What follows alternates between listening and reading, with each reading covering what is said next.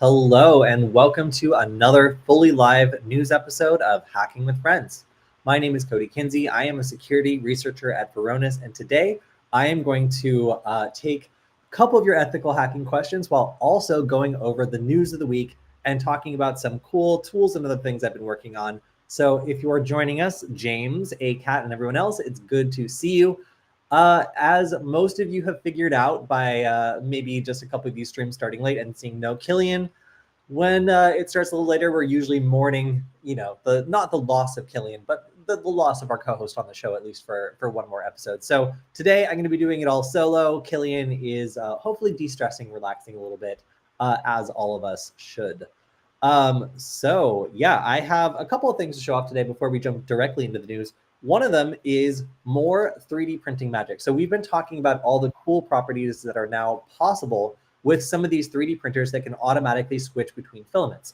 Bamboo Labs being one of the most obvious examples, but there are others out there like the Prusa XL. So I have been kind of testing the limits of what's possible with me, combining these materials in interesting ways and creating some interesting things. So the first one I wanted to show off was just kind of pure art. This is for communicating with other drivers. And the idea here is that I'm using a variety of materials to create this kind of overall appearance. I had to do a lot of minimizing of like colors and stuff like that. And then on the backside, it's just all kind of sand. So in order to make this work, I had to learn a bit about Inkscape, Illustrator, and a bunch of other programs that allowed me to make all the colors vectors and then also make sure that it was very simple and that I wasn't using too many colors. When it comes to these sorts of 3D printing things, they usually can handle about 4 different colors. So in this case, that's what my palette was restricted to. That makes it challenging, obviously. And you can do something like a lithopane, of which I have several around. And the lithopane, uses depth and shine through to create different colors to where you maybe only need 4 to create a bunch of different colors. But while these are really cool, I kind of got over them almost immediately. I did like one of them and I'm like, okay, this is cool, but it has one very specific application. Now mixing materials like glowing materials, now that is completely different. This is a little glow dog that was illustrated by a friend of mine. And this little guy will glow in the dark when lit up. And it is incredibly cute and cool that it also can be shined through. These are the kinds of projects that I'm becoming a bit more interested in, because by adding like a black backing to a diffuser or doing other things that allow light to shine through in interesting ways, I really think that there's some interesting applications here. And one of them is providing lit signage. So this is an example of a tunnel sign that I made for, let's say a storm drain system that I think is interesting. And this is a glow in the dark sign that will tell you at which point you are inside the tunnel, and also appears to be provided by the National Security Agency. Of course, just making this glowing logo was a lot of fun. So I don't know. I think that, I've now been working with these new printers that are able to do some interesting things with materials for about 2.5 weeks. And my notes so far are it does create a medium amount of waste if you're using like a bamboo printer that has to extrude new filament, the old filament before loading the new filament. But there are some applications of this that you just can't really do otherwise, especially around like diffusing LEDs, creating really beautiful like light displays, and then creating glow-through objects or glow-in-the-dark objects using more exotic filaments. So I'm going to keep kind of pushing the boundaries of this. Obviously, I've been making glowy QR codes, and we've talked about how QR codes can be malicious.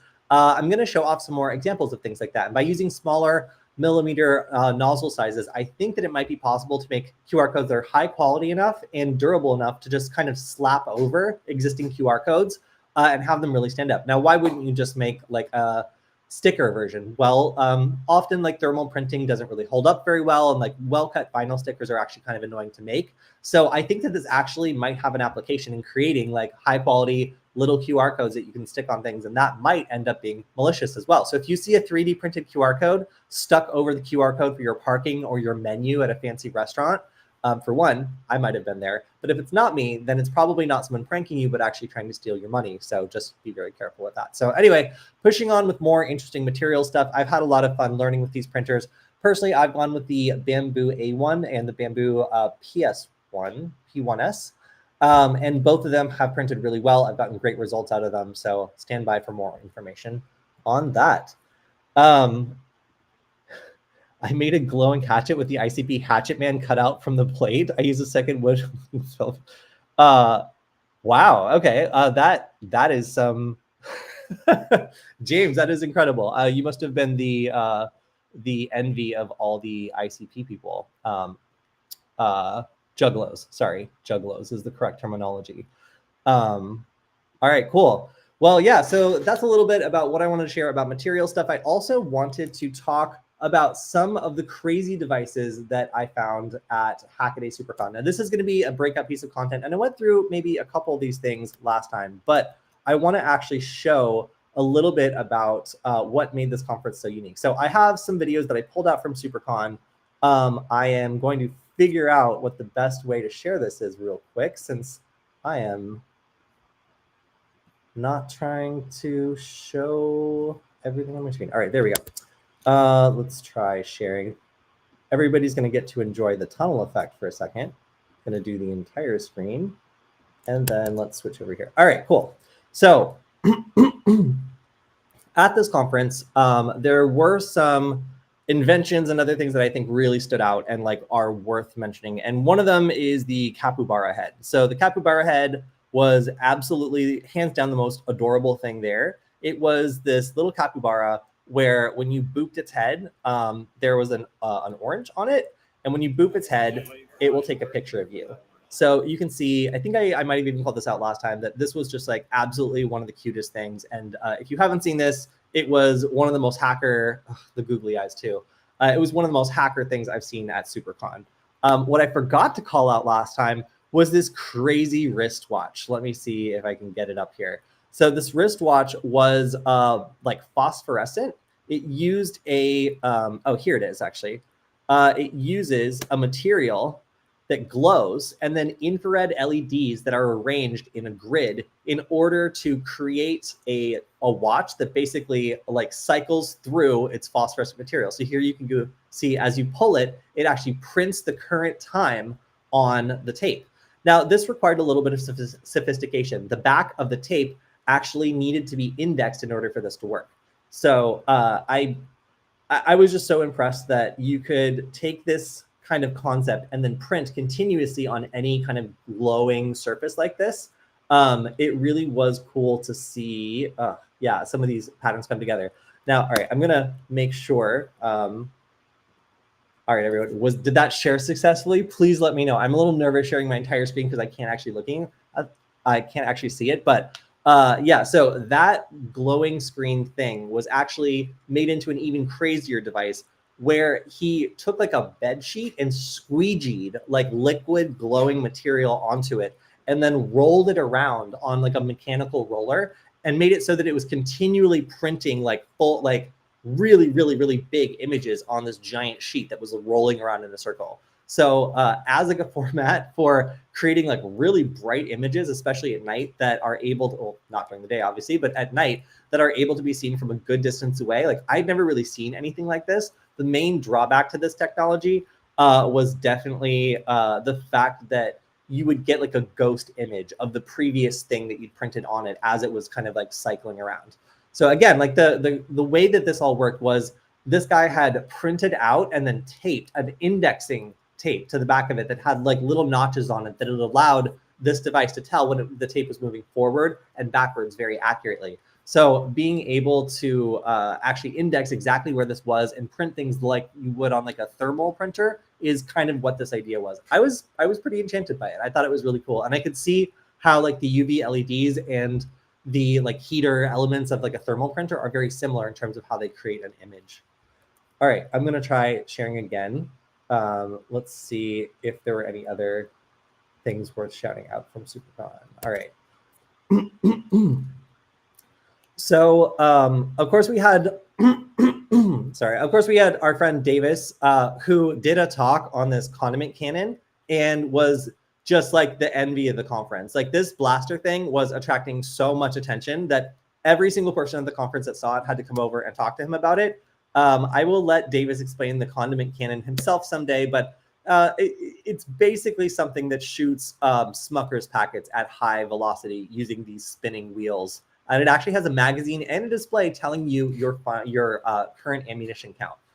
Okay, so this is a soldering iron that is open source, has been in development for years now, and has a lot of really interesting features. So I talked to the creator of this. He is multiple years into this project. The fact he was like wearing it also as a bandolier was pretty cool. But I'm going to be kind of talking more about these. I'm going to be testing them out, buying some, and seeing what all the hubbub is about. But I got to use one of these, and I did enjoy it. I thought it was really cool.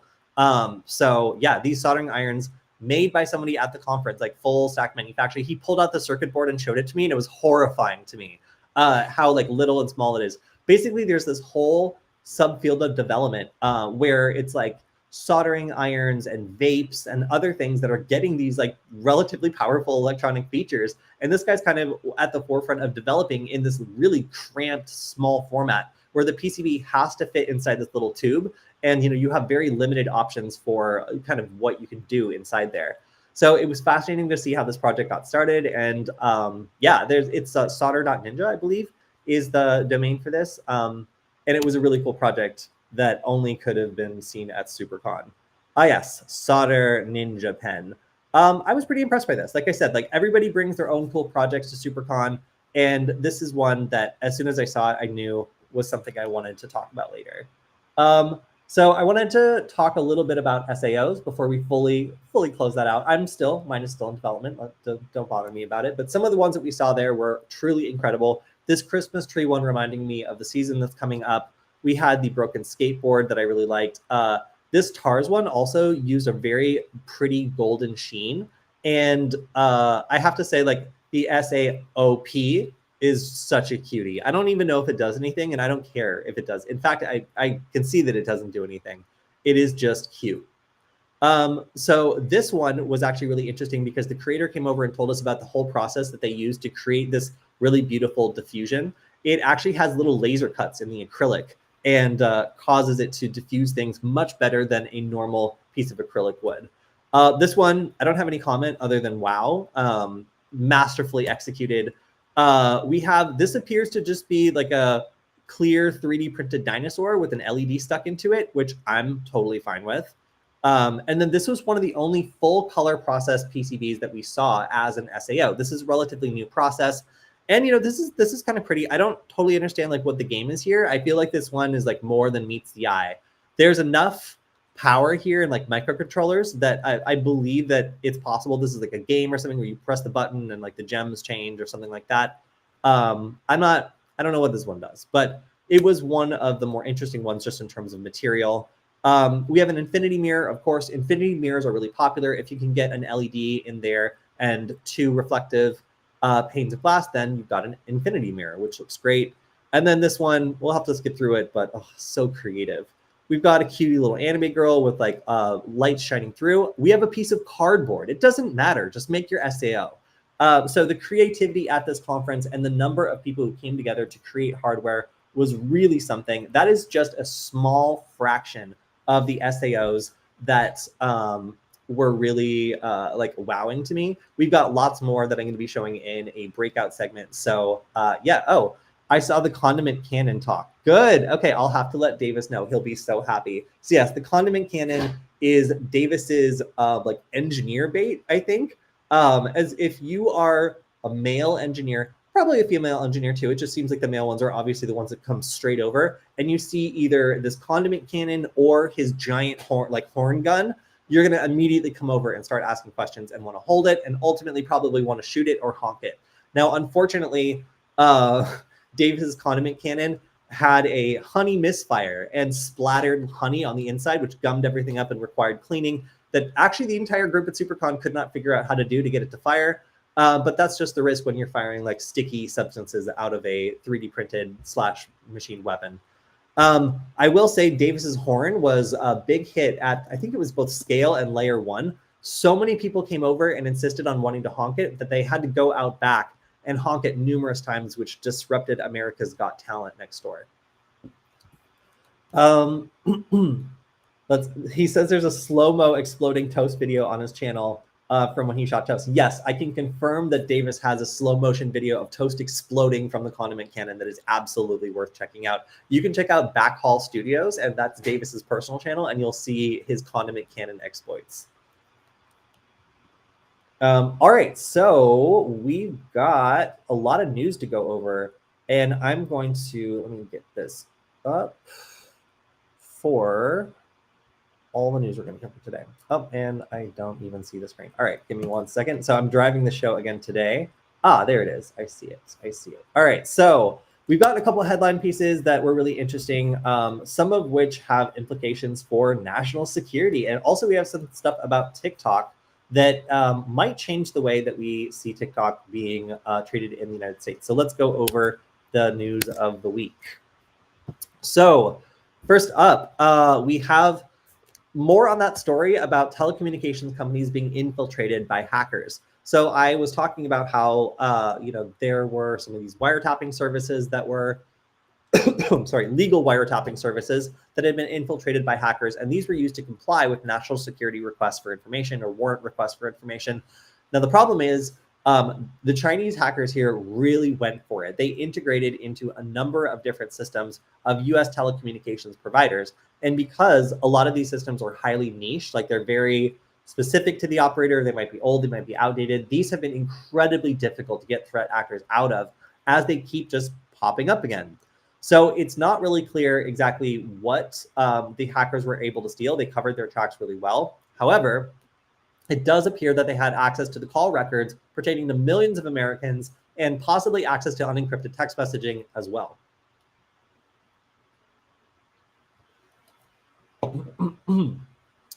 So again, this is 10 major phone providers, including Verizon, AT&T, Lumen.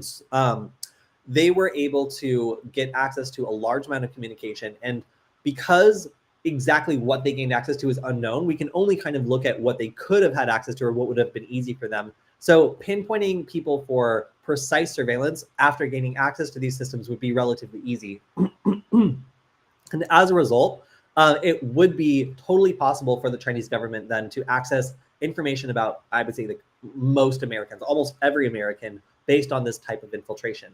Now, what type of information is really interesting here? Because if you have the ability to process large amounts of data, you can really start to learn about a country by who people talk to on the phone.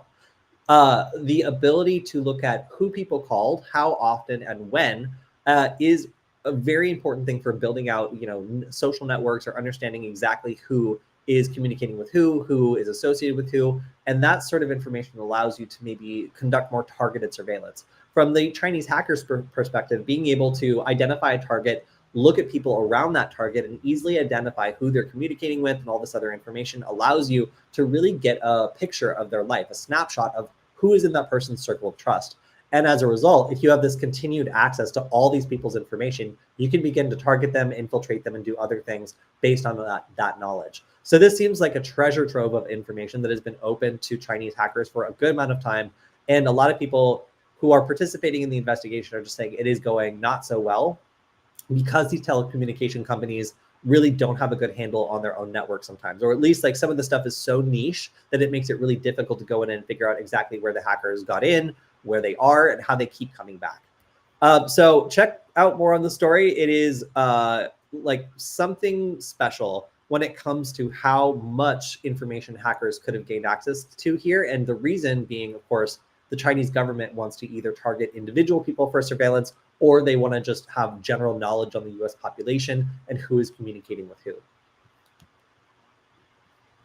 All right, next up, we're talking about info stealers. So this is actually something that I forget that I know a lot because of being on the show for multiple years. But the idea behind an info stealer is that you're able to put something out there in the world and get a guaranteed stream of people infecting themselves, and then just kind of rummage through whatever that info stealer program finds.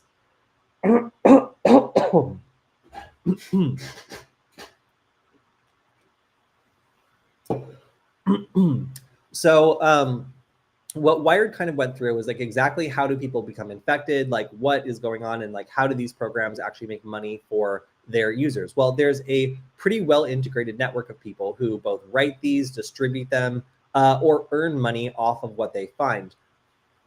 And this whole industry employs a lot of different people with various skills who are all relying on people like downloading like free stuff or like torrents or other things that might have been backdoored or infected.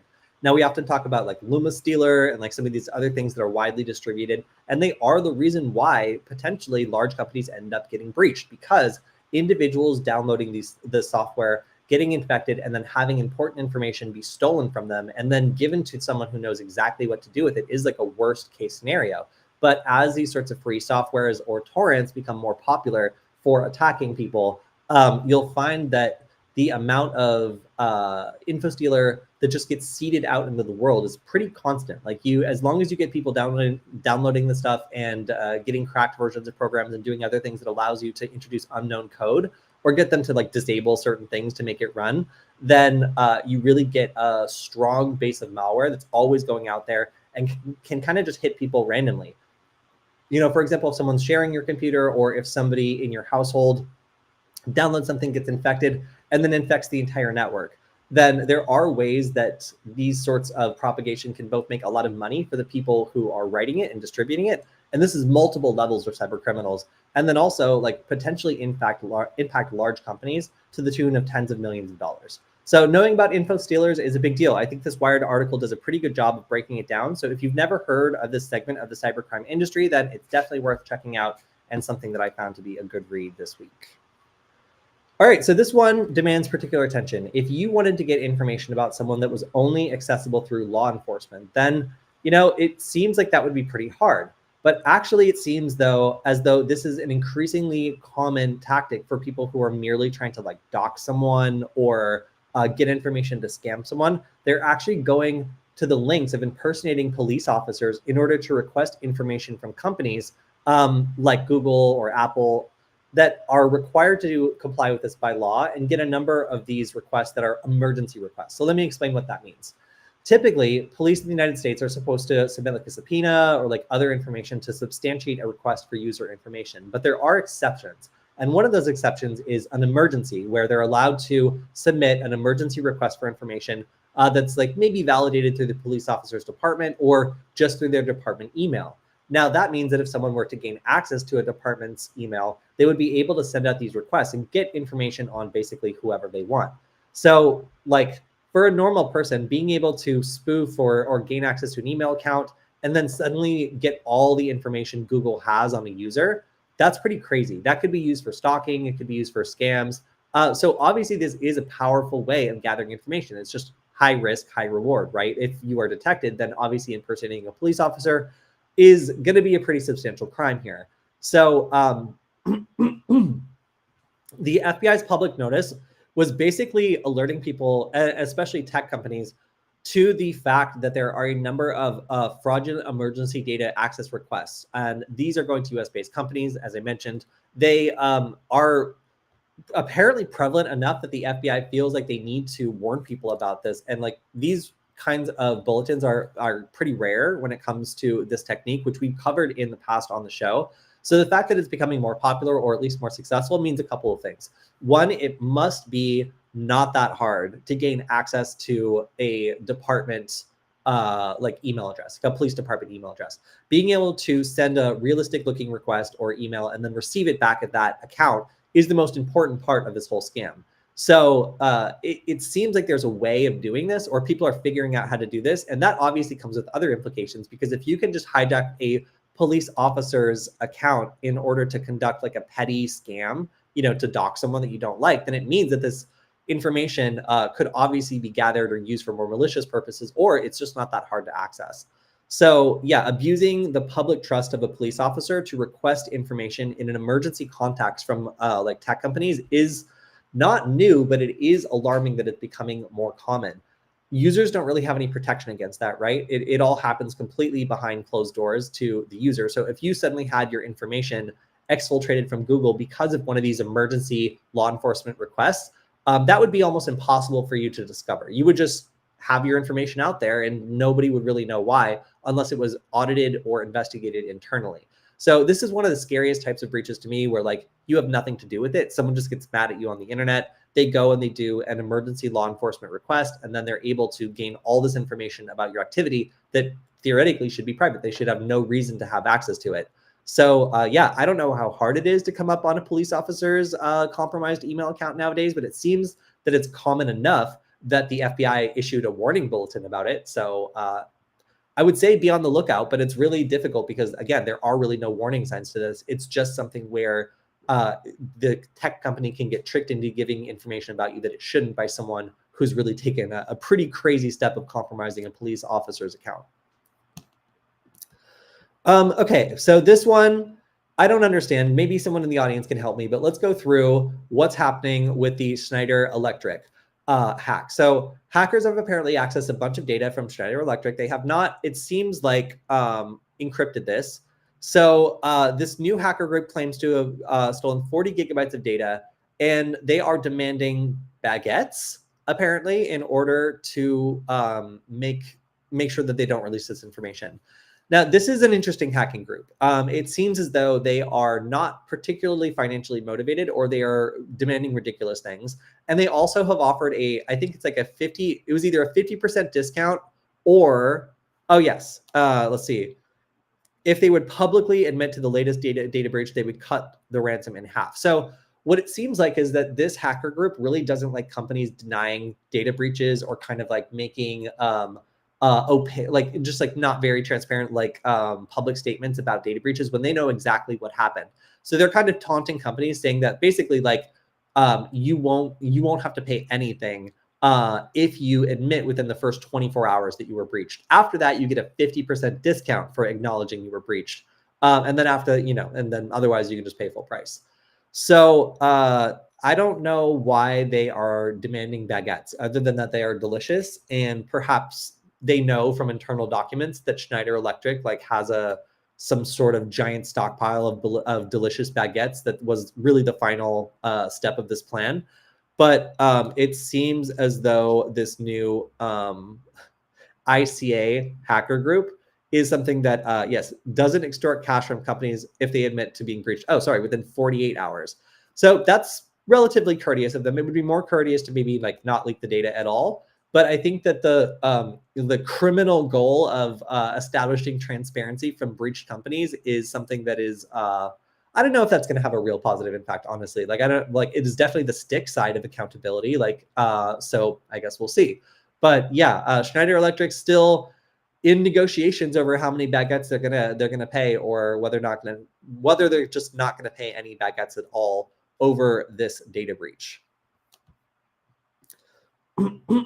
All right, so we have a baby botnet being born. This is where they come from. So it's cute to see. So these are network attached storage devices that are end of life. And that, of course, means they are not receiving any more service updates. They are out there running, doing their thing, but they are no longer being serviced. So if any serious vulnerability is found, then that is just there to stay. And the devices become ticking time bombs for somebody to find them and exploit this and basically take over and use them for some sort of thing. All right, we've got this vulnerability having a cool 9.2 severity score, which is horrific. And this is something where you can send basically an HTTP GET request and take over the device. That's it. That's the whole process. So that's not a lot. And that means that these are going to be pretty swiftly tied into botnets around the world. Obviously, if they are directly connected to the internet, then sending a GET request, I could do that in my browser right now. All you need to do is Shodan scan or something like that to identify where these are operating, and you would be able to target them en masse. So I believe that somebody probably already has. By the time of this reporting, I would not be surprised if all of these were part of some botnet. It is also worth noting that these were previously involved in a breach. So there was previously involved in another vulnerability. There was another vulnerability for the same types of devices. And this was a hard-coded backdoor flaw that were mostly the same D-Link NAS machines as the latest flaw. And there were 92,000 of these back then when this original security vulnerability was discovered in 2024. So these have been hit hard. So basically, like if these haven't been taken over already from the previous exploit that was released on these end-of-life devices, they almost definitely are going to get it now. So even devices that are on a local network will be vulnerable because, again, this is a GET request. Pretty much any malware can detect that maybe this is a vulnerable NAS device on the same network. I can just send a single GET request and boom, I have a method of persistence on this network or escalation that I can do all sorts of stuff with. Or, I mean, I might just be able to ransomware the information on the network attached storage if it's a small, medium-sized business or something like that. So as an attacker, this is a gift. I believe a lot of people who are running malware are going to update their malware to incorporate this vulnerability so that they can exploit any other device on the same network that they've already infiltrated. So you can imagine that if a botnet is able to just beef up its size by identifying, devices on the same network as already infected devices and sending it a single GET request, you're going to see an increase in infected devices very soon. About 60,000. Yep, 60,000 of them. So yeah, botnets are getting bigger. All right, so how would you hack a car? We've answered this question, I feel like, so many times in the stream, but we've got a new one. And in this one, this is using Mazda Connect to persistently infect the device. And actually, you have the option to brick the infotainment unit and possibly the car. So I don't know exactly what bricking means in this context. Presumably, it means it becomes inoperable. And if that were to happen while driving, then that could obviously be pretty scary. Method of infection, a USB stick. So I have purchased a lot of these really super small USB sticks that are just like, they're the size of a postage stamp. They're really small. And I've often wondered, like, what could I do if I just have them on my keys? What kinds of programs should I have on there? Well, apparently I could just take over a Mazda, which is interesting. So by plugging in a USB stick, you can modify the database using this chain of CVEs. Let's go over them briefly. So we have an injection in Device Manager. This allows attackers to manipulate the database or execute code by inserting malicious input when connecting to a spoofed Apple device. And that's kind of what kicks this whole thing off. Once you are able to modify the database, then you can use the rest of these, command injection, missing root of trust. This is what causes persistence as well. There's no security checks in the boot process. So as soon as you infect the Mazda, you can actually establish persistence and it will not notice that there's just like extra stuff running that like nobody said should be running. So you don't really need to do any cool like evasion tricks here. You're basically just able to like, install something that boots up with the rest of the car, and the car has no idea that it's not supposed to be there. This parasite program is running along with it, and it doesn't recognize that it has any more or less authority than a official program. That's not good. Then finally, we've got unsigned code in the VIP MCU that allows attackers to upload unauthorized firmware, potentially granting control over vehicle subsystems. So that's where things get interesting. Being able to access vehicle subsystems like braking, locking, all that fun stuff obviously would have an impact on someone's ability to get in or out of the car, to drive it. And the primary infection vector here that people are warning about would be like a valet service or something else that requires physical access. If somebody wanted to sneak back and steal your car later, then infecting it with a USB stick and then just remotely unlocking it or doing other things based on that infection would be a pretty smart move. So another reason to be paranoid of, I don't know, like giving your car to another person or sharing it. Again, is every valet going to be malicious? No, but like I don't know, if they were getting like a $50 kickback per car to like, infect it so someone could steal it or mine cryptocurrency on it later, maybe they just want to mine cryptocurrency on your Mazda. I don't know, but these older infotainment units that don't get updated too often and have like serious problems with the way that they make sure safe code is running, that is really what the problem is here. So if you wondered if there's anything bad you can do from plugging a USB stick into a car, then the answer is yes, provided it's vulnerable, and especially if it is a Mazda, then it means you could persistently infect it and possibly also begin to infect other car subsystems as well. All right, so this was just spooky. If you use let's see, what is it? The Google mobile app. Then if you try to share a link, you may have noticed that it does this weird search.app link kind of thing, where it is kind of like that t.co or whatever the other shorteners are, like bit.ly. It is designed to give better insight for Google on what kinds of stuff people are sharing. But people didn't really get any notice about this. It's a little unusual. It doesn't have anything to do with Google. And also, there is a lot of different domains that are included under the certificate that it uses. So it was a little spooky to see. It doesn't look like malware. It's just outside the normal range of what Google usually does. It's weird and unusual, but it does seem to be safe.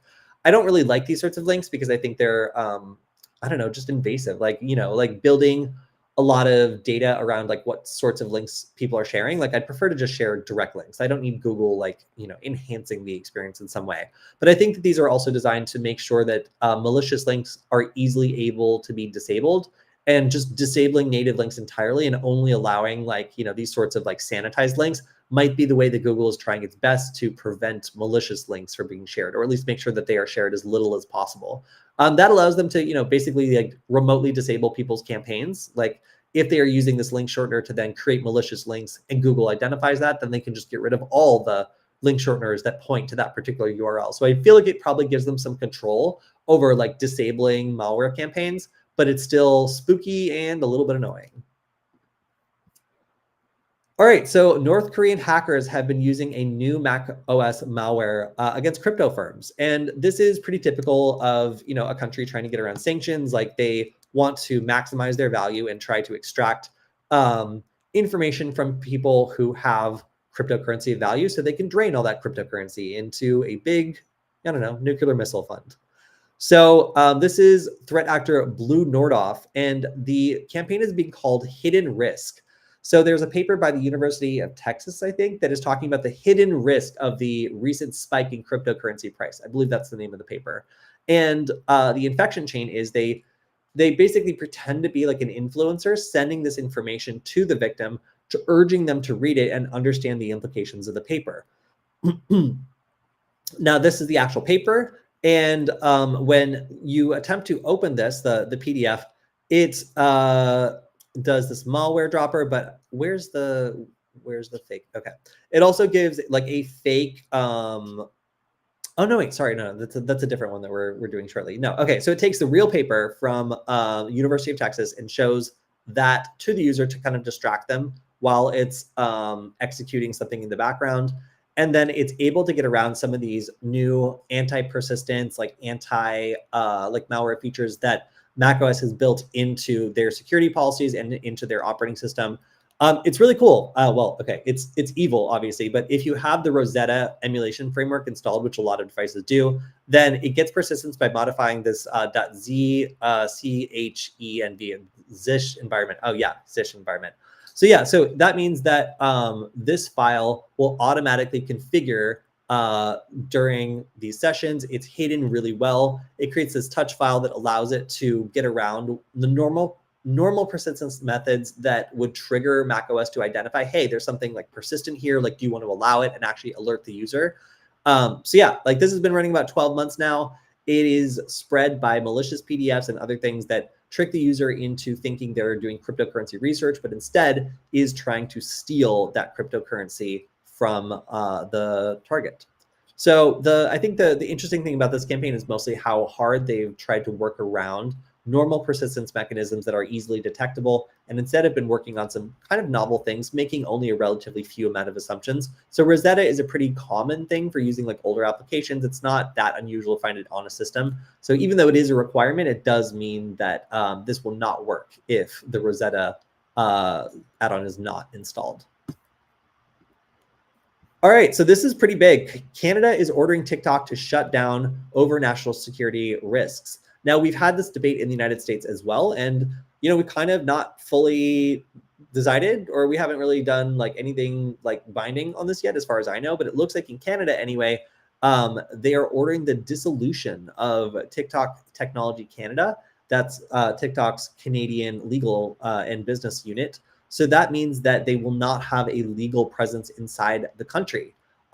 This is a little bit of a surprise, I guess, but a lot of countries are starting to focus on TikTok, kind of data that it's collecting. And usually one of the arguments is that if they have a domestic business and that business is the one that has access to the data and keeps it within that country, then there's less of a problem. But the Canadian government seems to be doing something kind of almost opposite here. Instead, they're saying that like Canadian citizens can still download, use, and upload videos to TikTok. They just won't have a legal or business presence in Canada. Now, that's a little weird and unusual, but it is a first step towards going after this company and saying that they present an unacceptable national security risk. The United States has been, in particular, kind of behind this push to label TikTok as a like big national security risk, but my argument is also like this is the exact same stuff that Facebook and like Google and other companies do in the United States with zero privacy protections. That same information going to Chinese servers is really the thing that seems to be scaring most people, or at least having the Chinese government potentially have access to that. But given that we just said that the Chinese government has had access to all of your phone calls with everybody that you've talked to for the last who knows how long, like it seems like maybe they already know. So anyway, TikTok is the focus of a lot of different investigations in multiple countries, and the outcomes of those are probably going to determine whether or not they're banned in other places too. Now, again, Canadians are free to use TikTok. It's not banned the way it is in, or they attempted to in Montana. In Montana, they attempted to make it like a crime where you could like go after Google if people like successfully were able to download TikTok in Montana, necessitating some sort of geo-block or technical solution on Google's part to make it so that you can't do that, like removing it from the Play Store in Montana. Now that never actually happened. Everybody still has access to TikTok there. It's not, it's not a real thing, but there were a lot of questions about exactly like what was going to happen here and how this was actually going to be done. All right, going through them. So we also have a little bit more information on this back and forth between hackers and Nokia. So this, I think we reported on last week or the week before. Nokia was saying that there was a data breach that was not impacting it directly, whereas hackers were saying, yes, this is a data breach from Nokia. It seems as though, according to Nokia, this is information that is the source code from a specific installation build from a third-party vendor. And they said it contains like no code that is from them, that was authored by them. Instead, this is like a third-party thing that was installed, and it's not something that they are saying is like valuable information or useful information or damaging to the company at all. So in this case, it seems like they're just trying to say that the hacker is like playing it up as much as they can to try to make money and try to make it seem like this information is more valuable than it really is, where it is just something that is like proprietary for a specific vendor and like doesn't have any code that they've authored. All right, so bringing your own vulnerable driver is a pretty old technique, but this is something I just wanted to touch on because it's something that is very sneaky and it is very successful, and it's often used by nation states and other sophisticated threat actors.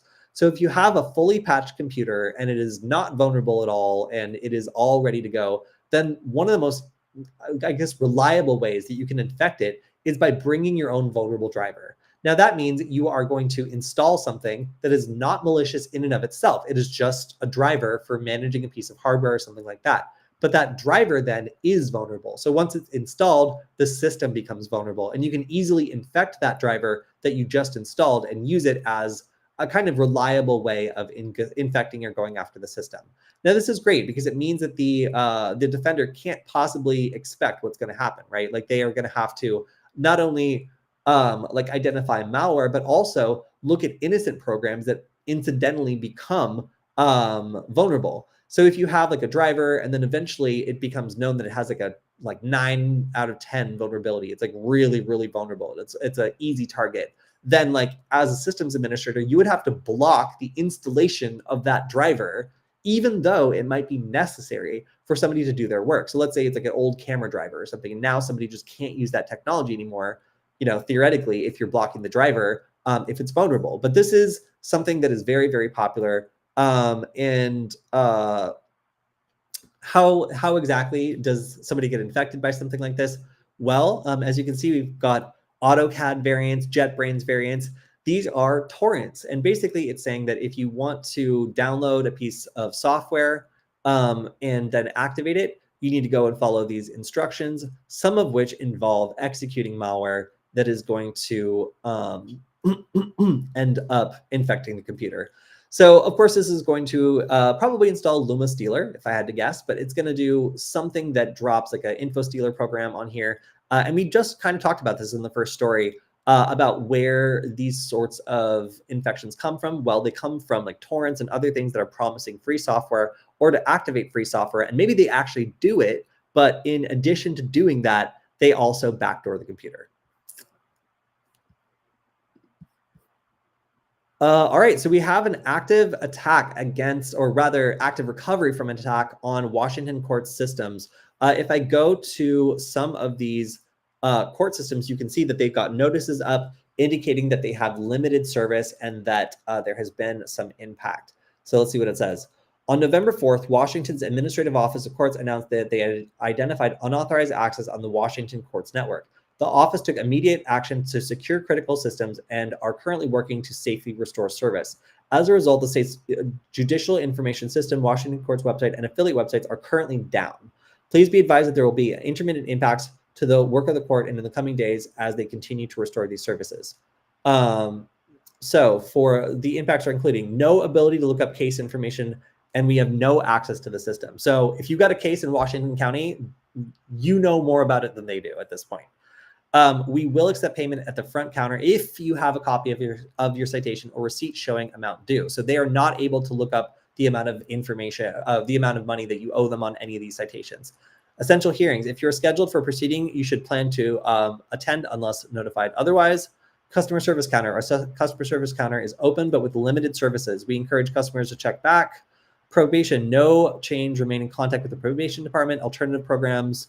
All right, and the rest of it seems like it is mostly all right. So totally unknown here, like what the attack actually is at this point. It seems like they detected unauthorized access. Typically, this is going to be ransomware, data exfiltration.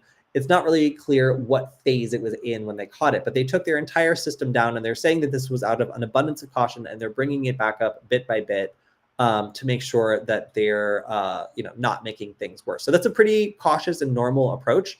I mean, it could be one of two things. One, they caught it too late, and the systems are just being recovered painfully from backups, which is actually not the worst case scenario. It's just very annoying. And the second would be, there was unauthorized access. They caught it early, and they were just very paranoid, and they just shut everything down. And they're going like piece by piece by piece and doing it the right way, spinning things up slowly. Both of those are going to be grueling, painful processes. But either way, hopefully there's not too much impact here, as it seems like there's a lot of different court services that are impacted by this breach, and not just from one county across Bainbridge, Island, Monroe, Puyallup, Milton, and Thurston counties. It's a lot of different of services that go down when a court or other municipal service gets hit. All right, so this is a law that I am encouraged to see. We had a version of this law, or rather like a modification to the Computer Fraud and Abuse Act that carved out some exceptions for security researchers, but this is a corresponding law in Germany that is attempting to make it so that those who are doing security research are protected from legal action. Now, this is necessary because of a story we're going to talk about in a minute, where the city of Columbus, Ohio, sued and is going after legally a security researcher for proving them wrong in a public statement to victims in which they claimed that the data that was released by attackers was unusable. The security researcher proved that that information was actually incredibly sensitive and useful. And now the city of Columbus is going after them with a restraining order and other things to try to punish them for basically catching them in a lie. So these laws are incredibly necessary, but there are some pretty specific limitations to where you are protected. So let's go through them now. So in order to meet the criteria of a security researcher who's not going to be prosecuted, you have to meet the following. One, the action must be carried out with the aim of identifying a vulnerability or another security risk in an IT system. Two, the researcher must intend to report the identified security vulnerability to a responsible entity capable of addressing the issue, such as the system operator, the software manufacturer, or if you don't know who those are, the Federal Office for Information Security. Three, the act of accessing the system must be necessary to identify the vulnerability. So let's say that you start poking around in some company's system, you find a vulnerability, but it was not necessary for you to do all the weird stuff that you did that was like technically illegal. Well, you might still not be in the clear here if a lot of the stuff you did was not actually not actually necessary to identify the vulnerability. So this ensures the exemption only applies to the extent required for security testing without unnecessary or excessive access. So if you conducted an operation where you had just like really extensive access to a company's internal stuff and you were testing around and stuff, and you found a vulnerability, finding that vulnerability would not excuse you from rummaging around in that company's internal stuff and like doing a bunch of unrelated things. That would not be like targeted in scope. It would be considered excessive. So there's still definitely ways that you could get in trouble here. So at the same time, this is kind of like a balance bill where they're saying, okay, we're going to protect some people and we're going to punish other people. Now, the people being punished are those who are going too far. So they're looking to define good hackers and bad hackers in the same law and address some of them with protection and others with increased penalties. So this is saying that in any events where these happen, there will be increased penalties ranging from 3 months to 5 years of imprisonment for offenses resulting in substantial financial damage, acts driven by a profit motive, conducted on a commercial scale or carried out as part of a criminal organization, or cases that compromise critical infrastructure like hospitals, energy suppliers, transportation networks, or affect the security of Germany or one of its states, including attacks originating from abroad.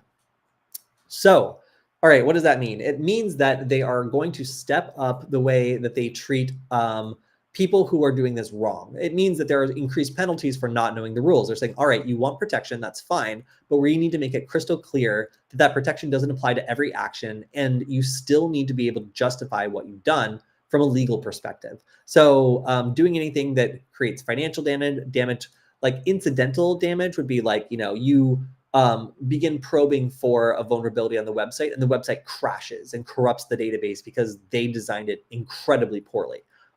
Is that something where they could go after you? Like, they're financially damaged, but like, is that something that you did to them? Like, probably not. Like, if there's no excessive access and if that financial damage is not something that's like too crazy, and if you kind of tick the boxes of having followed all the rules here, I think you would probably be protected. Now, if you did that for a profit motive on a commercial scale or as part of a criminal organization, the game is kind of up at that point. But yeah, this is something that I think will make it a lot more clear for hackers, security researchers in Germany, what they can and can't do. The penalties here are a little scary, obviously, but it seems pretty easy to not do this, except for number one, which could be an accident. Number two or number three seem like you would either need to be, like a criminal or not very smart at requesting bounties.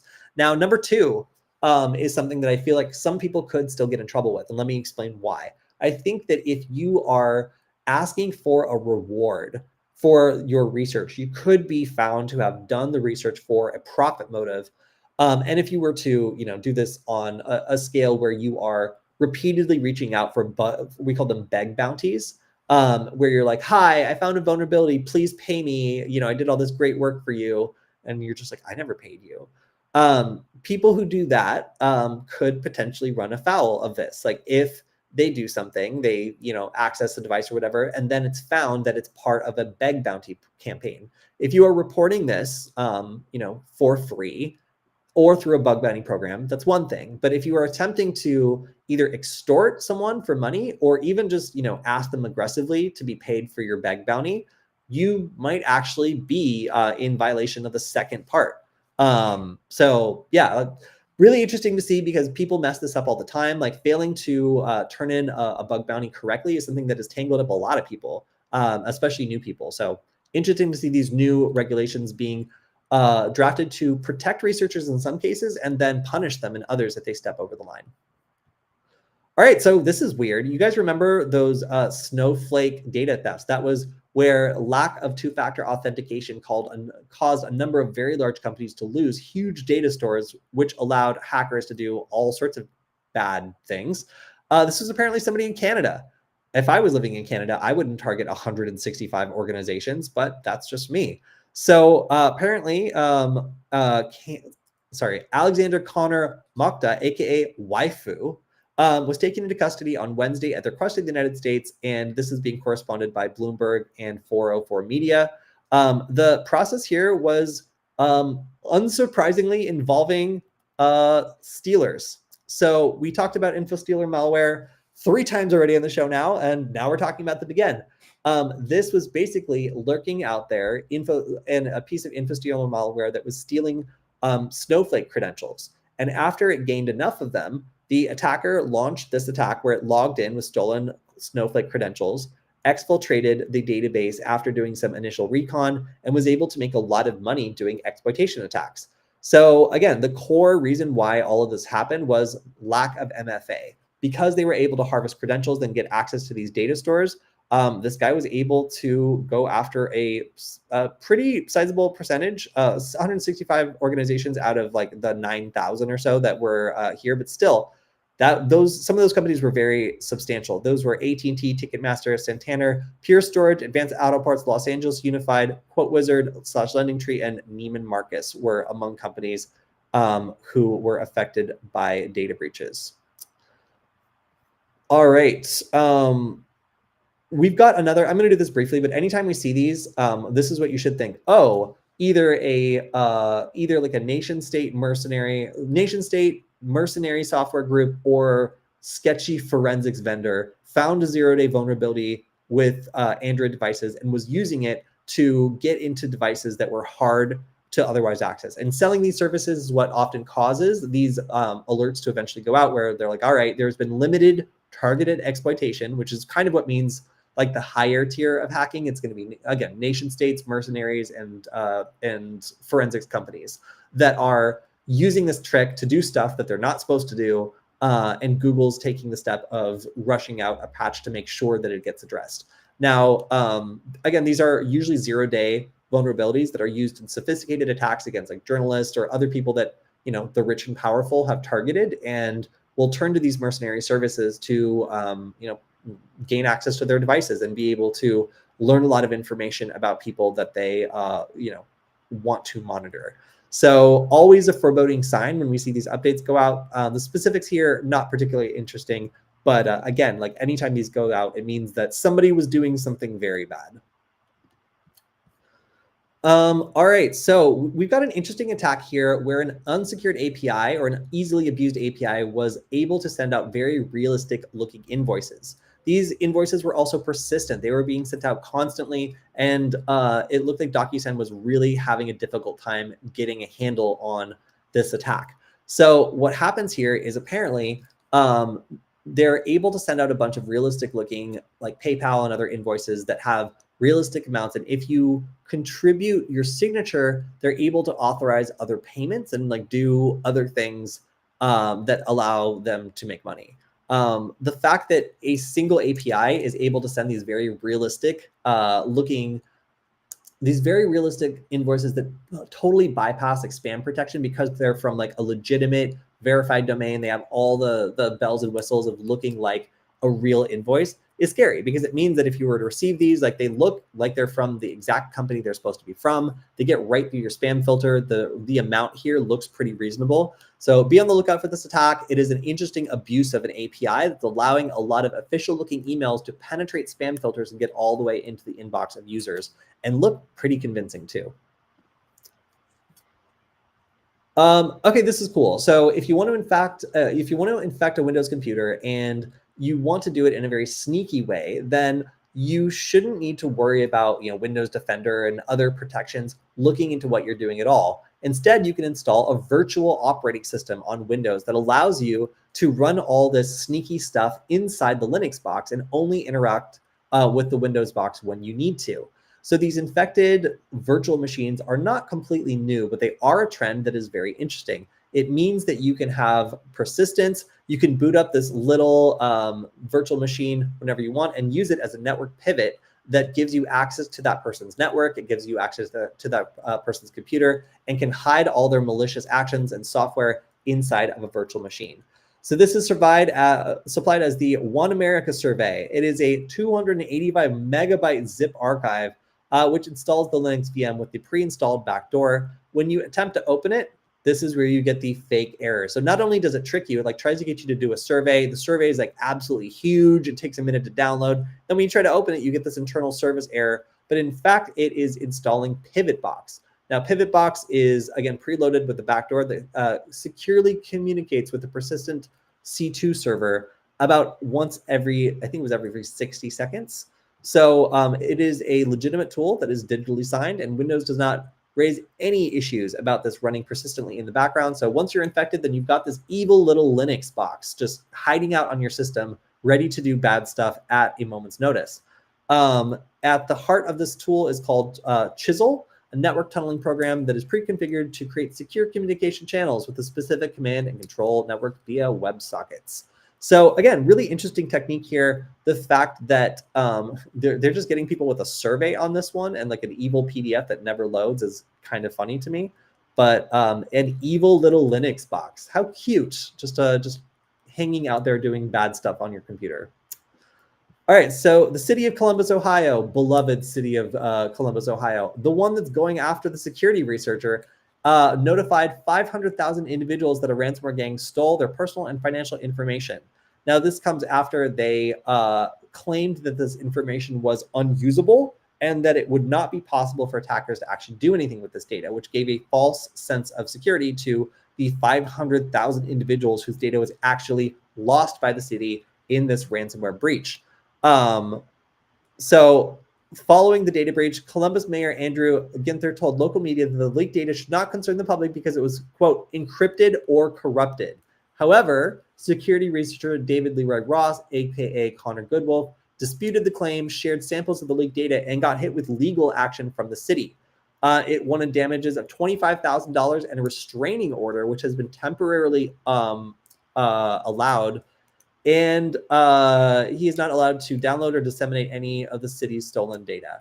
So obviously the city was, let's just politely say, inaccurate here in addressing the concerns of citizens whose data was caught up in this breach. The fact that they were not very transparent about it, and that now only after pursuing legal action from the city against the security researcher are they acknowledging him as being correct.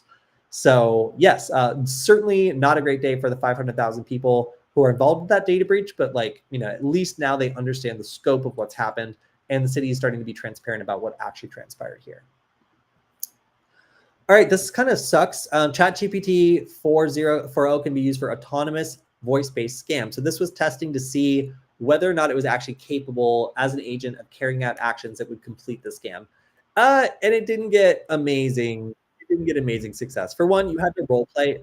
Let me be clear. This was not testing to see if like it was like realistic.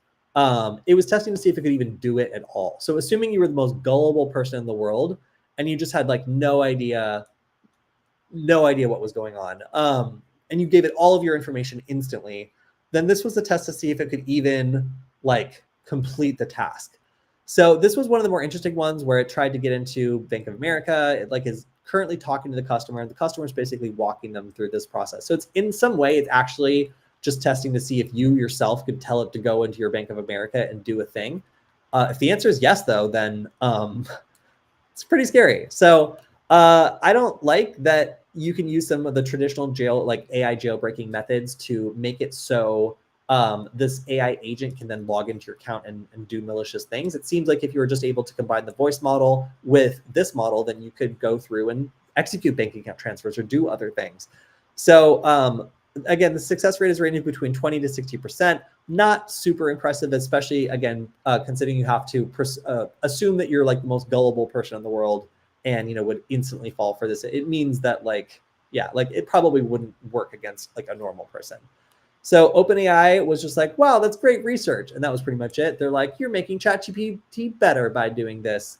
So don't really know exactly what the impact of this is going to be, but obviously being able to turn ChatGPT into an IRS agent and steal gift cards with a 20% success rate is something that people might pour money into. And the average cost of the attack in terms of credits or units or whatever is 17 cents. So if you get a 20% success rate on something that costs 17 cents each to do, and you can scale that attack, it certainly seems like AI might be getting into the scamming business.